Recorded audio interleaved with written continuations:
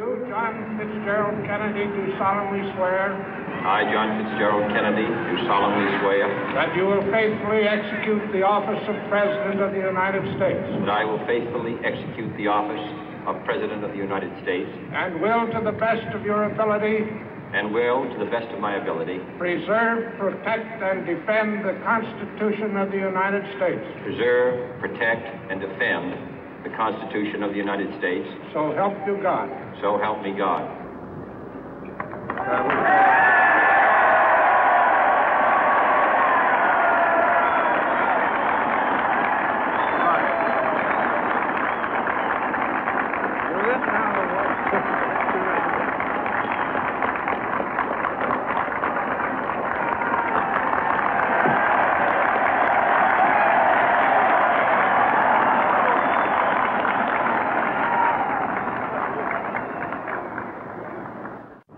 Vice President Johnson, Mr. Speaker, Mr. Chief Justice, President Eisenhower, Vice President Nixon, President Truman, Reverend clergy, fellow citizens. We observe today not a victory of party, but a celebration of freedom, symbolizing an end as well as a beginning, signifying renewal as well as change.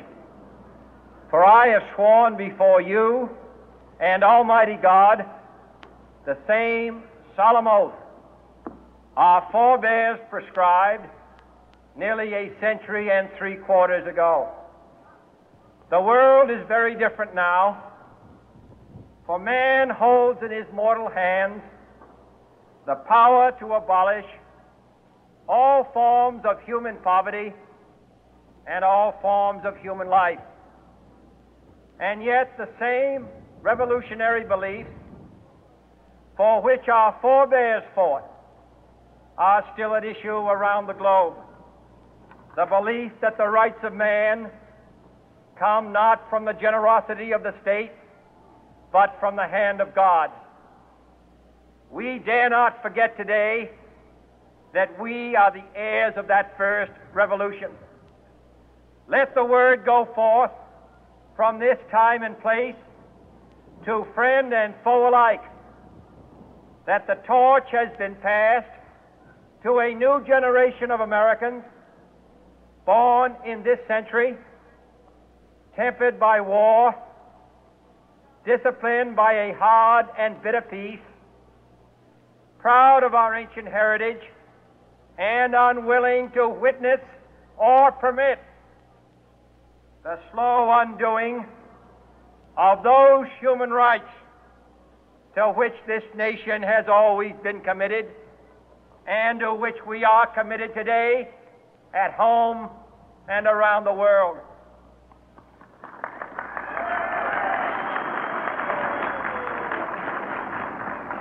Let every nation know, whether it wishes us well or ill, that we shall pay any price, bear any burden, meet any hardship, support any friend, oppose any foe to assure the survival and the success of liberty.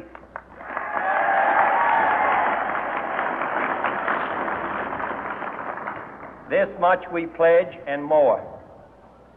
To those old allies whose cultural and spiritual origins we share, we pledge the loyalty of faithful friends. United, there is little we cannot do in a host of cooperative ventures. Divided, there is little we can do, for we dare not meet a powerful challenge at odds and split asunder. To those new states whom we welcome to the ranks of the free, we pledge our word that one form of colonial control shall not have passed away merely to be replaced by a far more iron tyranny. We shall not always expect to find them supporting our view, but we shall always hope to find them strongly supporting their own freedom, and to remember that in the past, those who foolishly sought power by riding the back of the tiger ended up inside.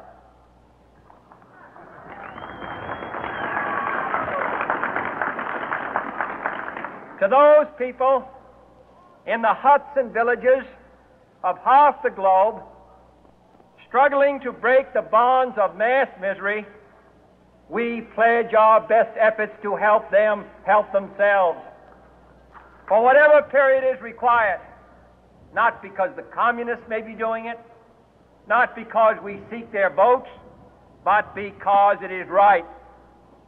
If a free society cannot help the many who are poor, it cannot save the few who are rich.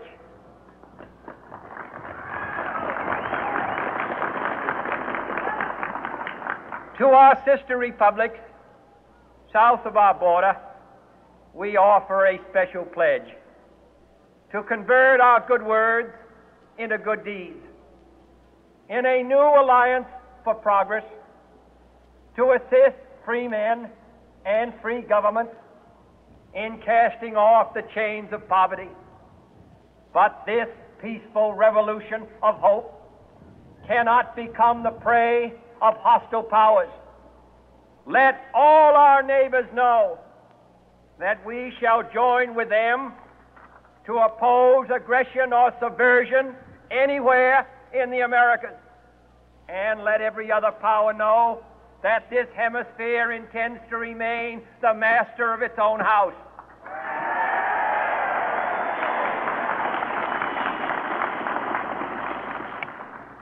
To that world assembly of sovereign states, the United Nations, our last best hope, in an age where the instruments of war have far outpaced the instruments of peace, we renew our pledge of support to prevent it from becoming merely a forum for invective, to strengthen its shield of the new and the weak, and to enlarge the area in which its writ may run. Finally, to those nations who would make themselves our adversary, we offer not a pledge, but a request that both sides begin anew the quest for peace. Before the dark powers of destruction, unleashed by science, engulf all humanity in planned or accidental self-destruction, we dare not tempt them with weakness, for only when our arms are sufficient beyond doubt can we be certain beyond doubt that they will never be employed. But neither can two great and powerful groups of nations take comfort from our present course, both sides overburdened by the cost of modern weapons, both rightly alarmed by the steady spread of the deadly atom, yet both racing to alter that uncertain balance of terror that stays the hand of mankind's final war. So let us begin anew, remembering on both sides that civility is not a sign of weakness, and sincerity is always subject to proof. Let us never negotiate out of fear, but let us never fear to negotiate.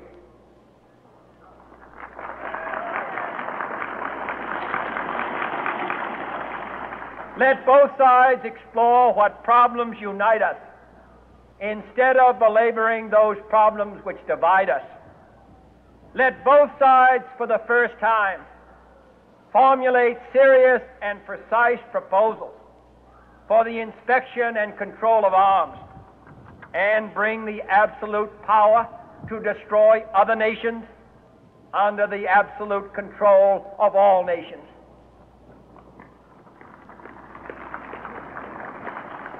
Let both sides seek to invoke the wonders of science instead of its terrors. Together, let us explore the stars, conquer the deserts, eradicate disease, tap the ocean depth, and encourage the arts and commerce. Let both sides unite to heed in all corners of the earth the command of Isaiah to undo the heavy burden and let the oppressed go free.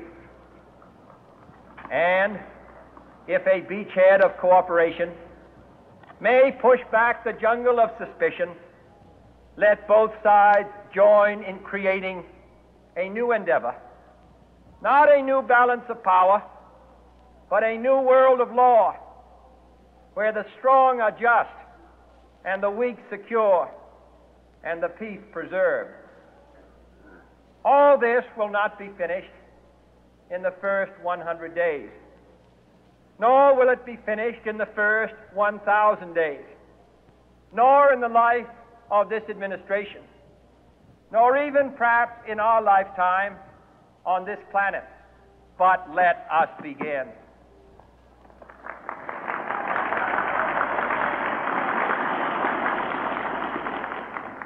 In your hands, my fellow citizens, more than mine, will rest the final success or failure of our course. Since this country was founded, each generation of Americans has been summoned to give testimony to its national loyalty. The graves of young Americans who answered the call to service surround the globe. Now the trumpet summons us again, not as a call to bear arms, though arms we need, not as a call to battle, though in battle we are, but a call to bear the burden of a long twilight struggle, year in,